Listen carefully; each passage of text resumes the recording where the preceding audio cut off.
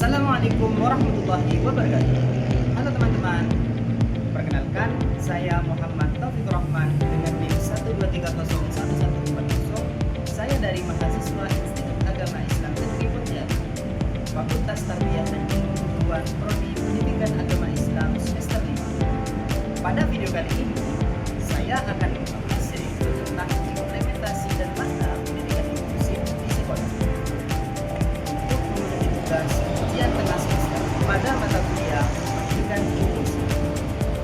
Mari kita simak videonya.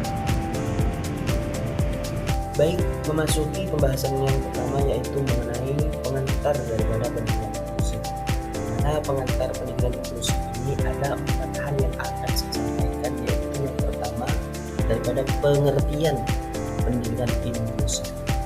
Menurut Vitanza 2023, pendidikan inklusif ini merupakan sebuah pendekatan yang menempatkan semua peserta didik dalam belajar yang sama tanpa memandang perbedaan kondisi fisik, intelektual, sosial, maupun emosional.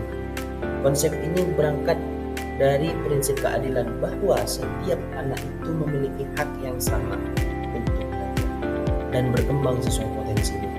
Dalam praktiknya, pendidikan inklusif ini tidak hanya menghapus penghambatan akses fisik, tetapi juga membentuk perubahan paradigma sekolah, guru, dan masyarakat terhadap keberagaman. Sistem pendidikan inklusif menegaskan bahwa hambatan belajar bukan berasal dari keterbatasan anak, tetapi dari lingkungan pendidikan yang kurang mampu mengakomodasi kebutuhan individual. Oleh sebab itu, sekolah harus menyediakan strategi pembelajaran yang fleksibel, layanan dukungan tambahan, dan suasana belajar yang menghargai perbedaan. Hal ini menjadi pendidikan inklusif sebagai pendekatan yang humanis dan relevan pada era modern. Yang kedua yaitu sejarah singkat pendidikan inklusif. Perkembangan pendidikan inklusif tidak terjadi secara instan, tetapi melalui perjalanan panjang yang dipengaruhi oleh gerakan internasional dan perubahan kebijakan nasional. Di tingkat global, tahun 1990 sampai tahun 2000 menjadi monumen penting melalui Deklarasi Education for All.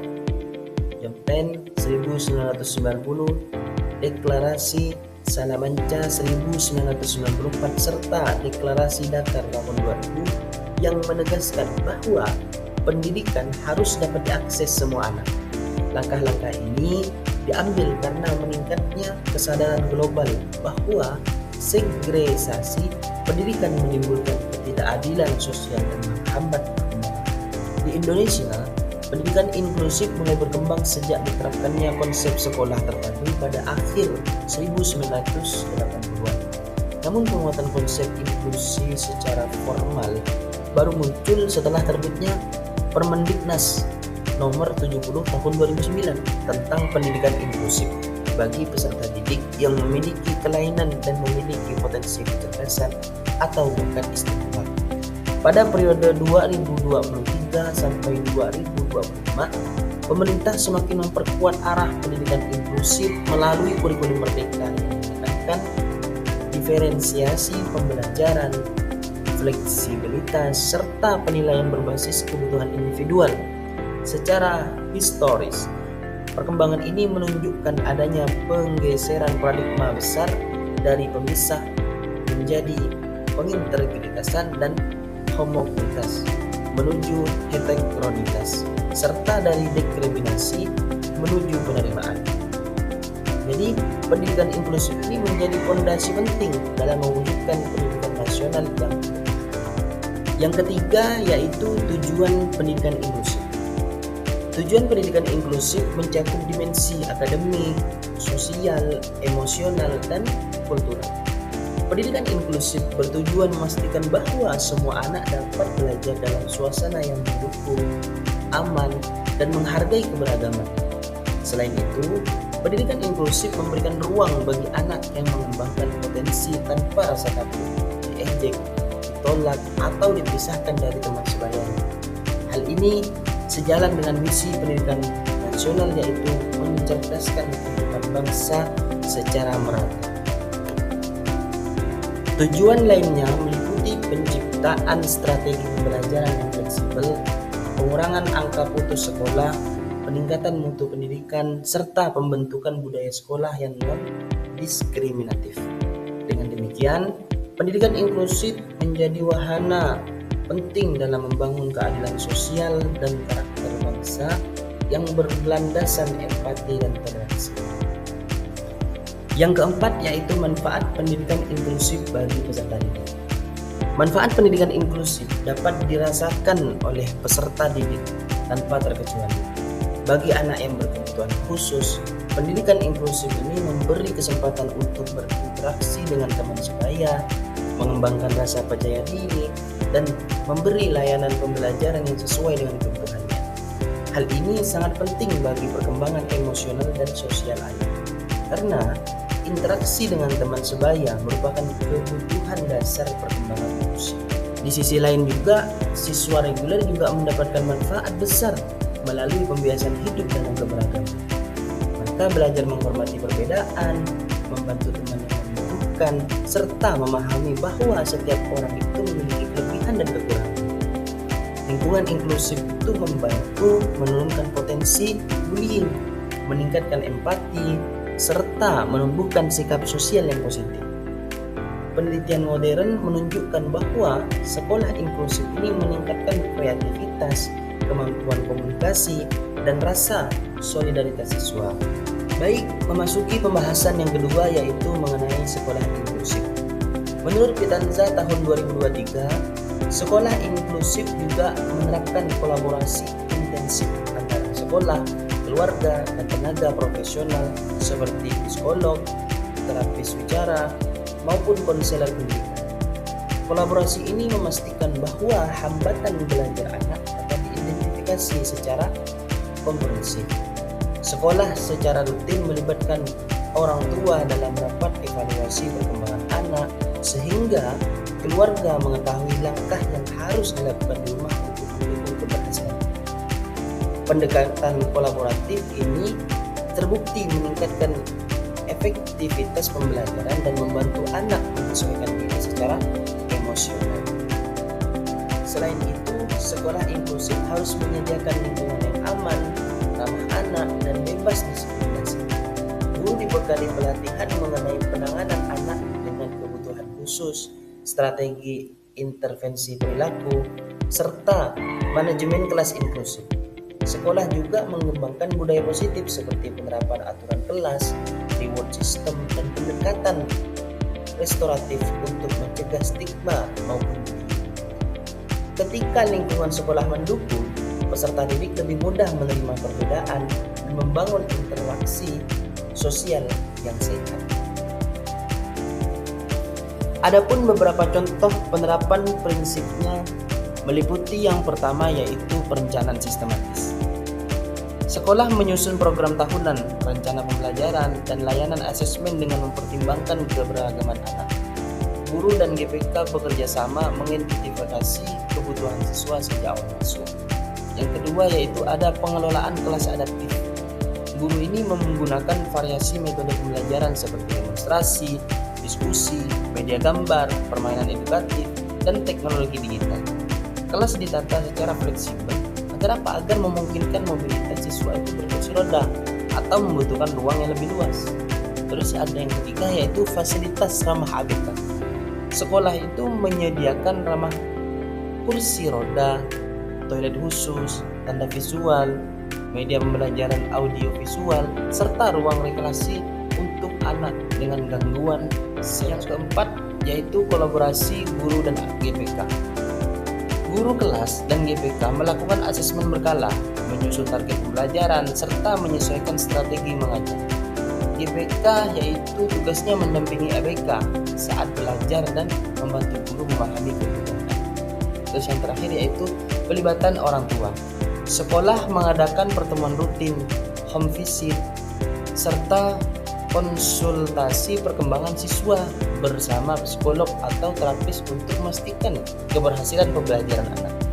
Semua penerapan ini sejalan dengan standar pendidikan inklusif modern yang menekankan pembelajaran adaptif, partisipasi. Baik, memasuki pembahasan yang ketiga yaitu mengenai model pendidikan inklusif. Di sini ada dua model pendidikan inklusif. Yang pertama model inklusif terpadu dan yang kedua inklusif kolaboratif.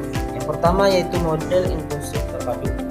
Model terpadu menurut DWNK 2024 adalah sistem yang menggabungkan anak berkebutuhan khusus dengan siswa reguler dalam satu kelas tanpa pemisah struktural. Anak belajar bersama dari awal sampai akhir pembelajaran. Guru menyesuaikan kurikulum, memberikan instruksi bertahap, menggunakan media konten, dan memberikan intervensi tambahan sesuai kebutuhan. Model ini menekankan prinsip pemerataan kesempatan belajar. Model terpadu juga memberikan kesempatan pada anak berkebutuhan khusus untuk berinteraksi dalam lingkungan sosial nyata secara berkelanjutan. Anak belajar melalui imitasi dan interaksi dengan teman sebaya sehingga perkembangan sosialnya lebih optimal. Model ini juga meningkatkan pemahaman siswa tentang keberagaman. Karena apa? Karena mereka terbiasa melihat perbedaan sebagai hal yang wajar. Jadi sekolah yang menerapkan model terpadu umumnya menunjukkan peningkatan budaya saling menghargai dan solidaritas antar siswa. Yang kedua yaitu model pendidikan inklusif kolaboratif. Model kolaboratif ini menurut Pitansa yaitu menekankan kerjasama antar pihak seperti guru reguler, GPK, orang tua, psikolog, terapis, dan konselor sekolah.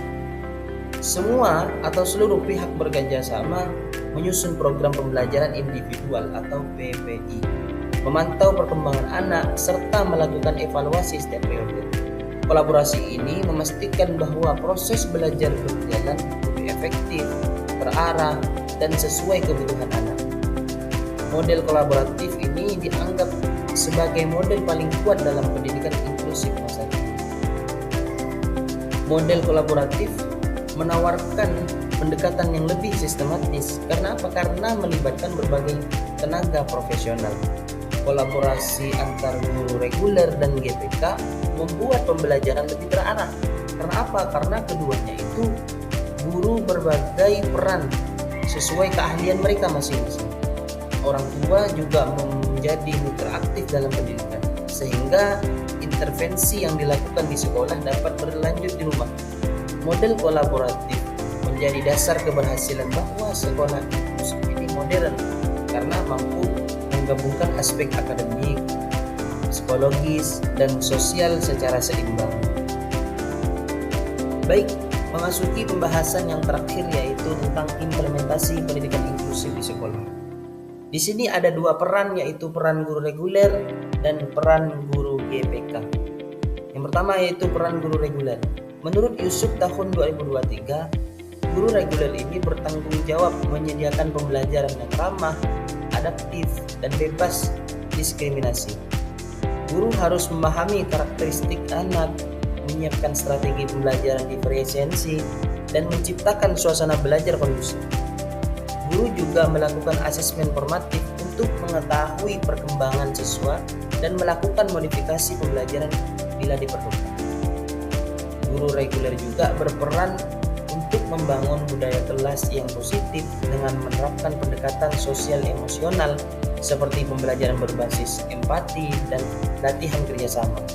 Guru harus mampu mengatasi potensi stigma, bullying, atau diskriminasi dengan menciptakan aturan kelas yang menghargai perbedaan.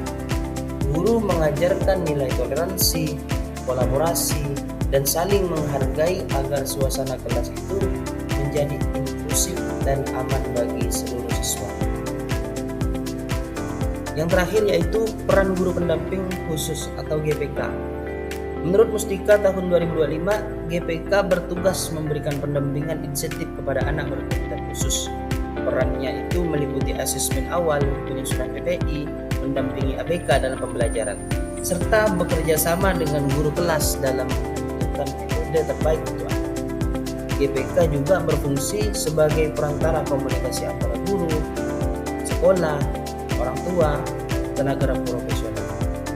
Terus, menurut AMKA 2025, GPK tidak hanya menjadi guru pendamping khusus, tetapi juga menjadi konsultan bagi guru reguler. Dalam banyak kasus, GPK membantu guru mengidentifikasi hambatan belajar yang tidak terlihat seperti gangguan sensori, kualitas konsentrasi, atau hambatan emosional. GPK juga menyusun program intervensi individual, mengatur strategi komunikasi alternatif, serta memastikan bahwa anak berkebutuhan khusus ini tetap dapat mengikuti pembelajaran dengan nyaman. Kolaborasi antara guru reguler dan GPK ini merupakan indikator utama keberhasilan sekolah inklusif modern.